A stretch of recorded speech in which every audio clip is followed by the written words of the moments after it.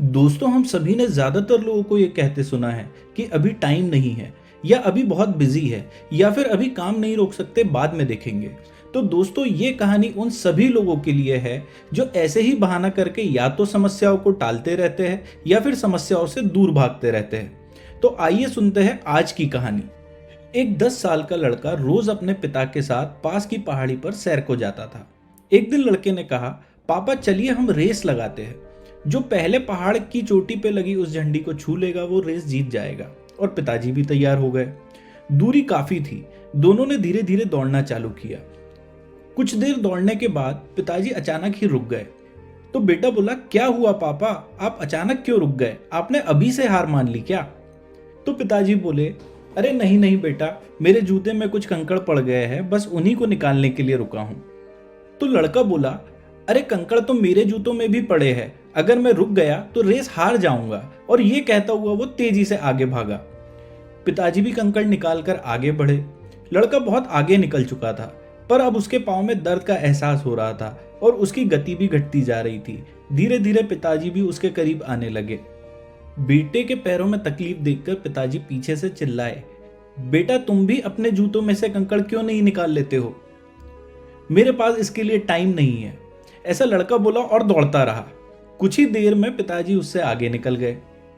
चुभते कंकड़ों की वजह से लड़के की तकलीफ बहुत बढ़ चुकी थी और अब उससे चला भी नहीं जा रहा था। वो रुकते रुकते चीखा, पापा अब मैं और नहीं दौड़ सकता।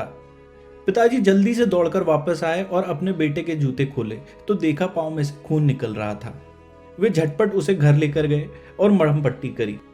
जब दर्द कुछ कम हो गया तो पिताजी ने बेटे को समझाया, बेटा मैंने आपसे पहले ही कहा था ना, पहले अपने जूते में से कंकड़ निकाल लो और फिर दौड़ो।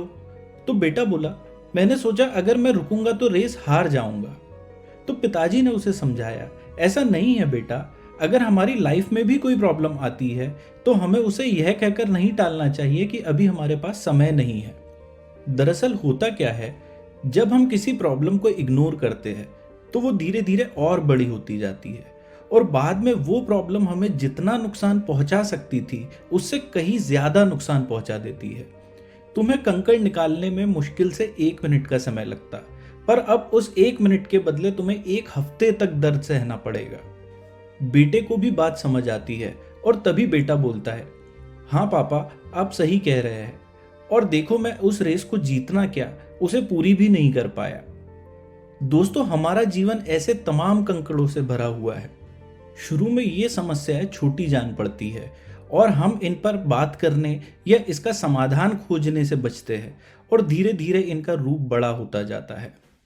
प्रॉब्लम्स का सॉल्यूशन तभी निकालिए जब वो छोटी है, वरना देर करने पर वे उन कंकड़ों की तरह आपका और ज्यादा नुकसान कर सकती है।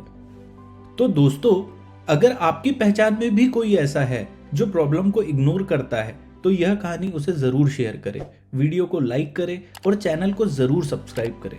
Thank you.